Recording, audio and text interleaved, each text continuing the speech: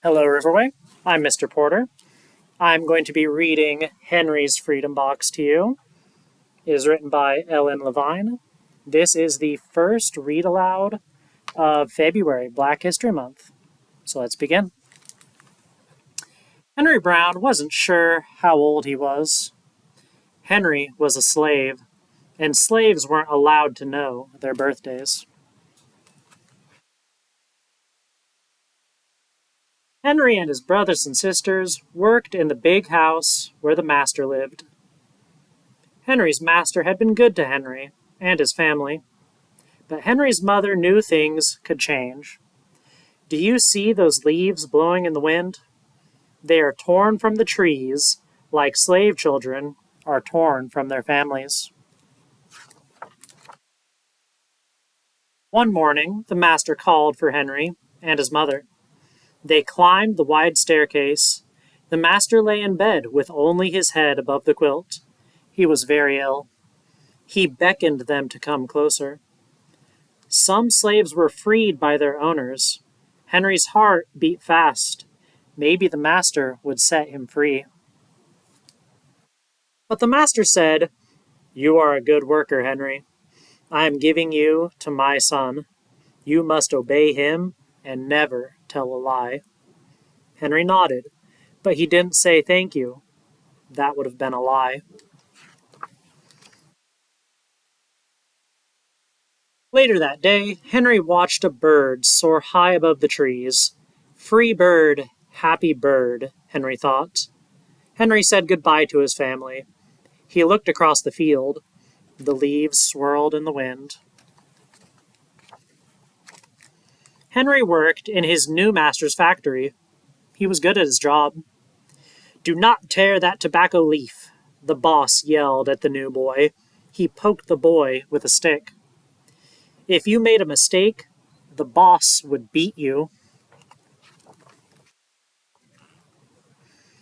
Henry was lonely. One day he met Nancy, who was shopping for her mistress. They walked and talked and agreed to meet again.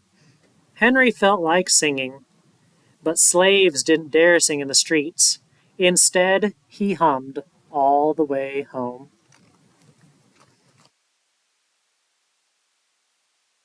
Months later, Henry asked Nancy to be his wife.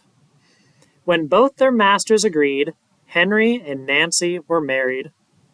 Soon there was a little baby, then another, and another. Henry knew they were very lucky. They lived together even though they had different masters. But Nancy was worried. Her master had lost a great deal of money. "I'm afraid he will sell our children," she said. Henry sat very still.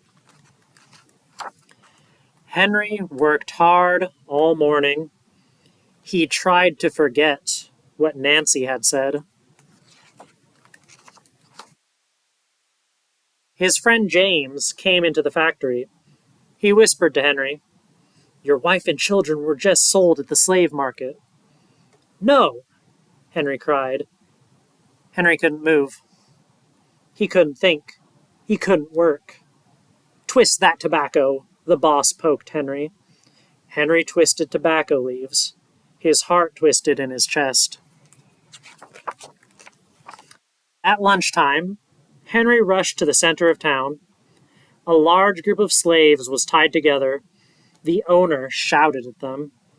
Henry looked for his family. "Father, father!" Henry watched his children disappear down the road.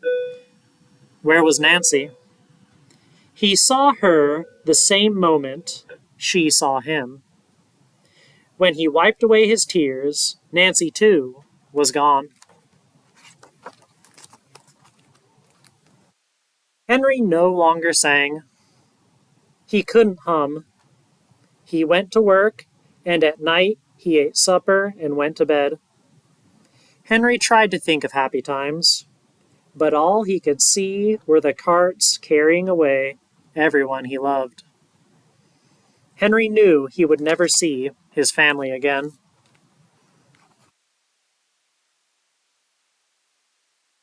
Many weeks passed. One morning, Henry heard singing. A little bird flew out of a tree into the open sky, and Henry thought about being free. But how? As he lifted a crate, he knew the answer. He asked James and Dr. Smith to help him. Dr. Smith was a white man who thought slavery was wrong. They met early the next day at an empty warehouse. Henry arrived with a box. "I will mail myself to a place where there are no slaves," he said. James stared at the box, then at Henry. "What if you cough and someone hears you?" "I will cover my mouth and hope," Henry said.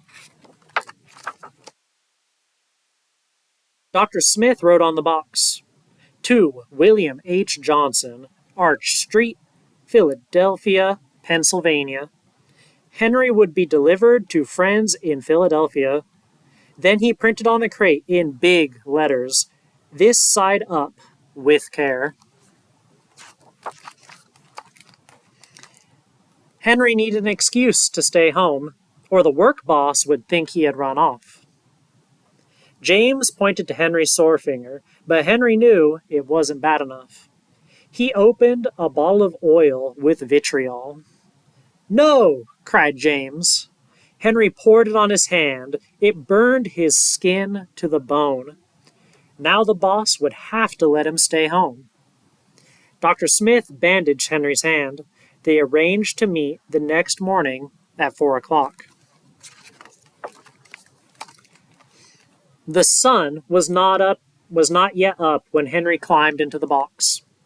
"Ready," he said. James nailed down the lid. Dr. Smith and James drove to the station.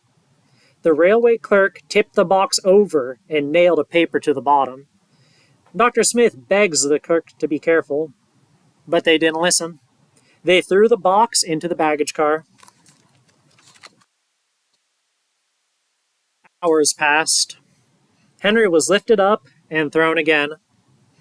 Upside down, he heard waves splashing. This must be the steamboat headed for Washington, D.C. The ship rode smoothly, but Henry was still upside down. Blood rushed to his head. His face got hot. His eyes ached. He thought his head would burst. But he was afraid to move. Someone might hear him. "Time is standing," someone said. "Why don't we move that box and sit on it?" said another. Henry held his breath. Could they be talking about his box? Henry was pushed. The box scraped the deck. Now he was on his right side, now on his left. And suddenly, he was right side up. "What do you think is in here?" said the first man. "Mail, I guess," said the other.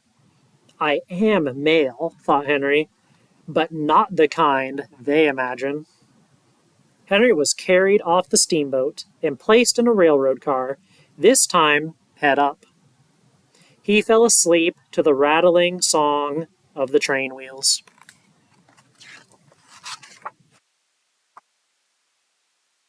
He awoke to a loud knocking. "Henry, are you in there?" "All right," he answered. The cover was pried open. Henry stretched and stood up. 4 men smiled at him. "Welcome to Philadelphia." And at last, Henry had a birthday. March 30th, 1849, his first day of freedom. And from that day on, he also had a middle name. Everyone called him Henry Box Brown. And that's all, Riverway. Thank you.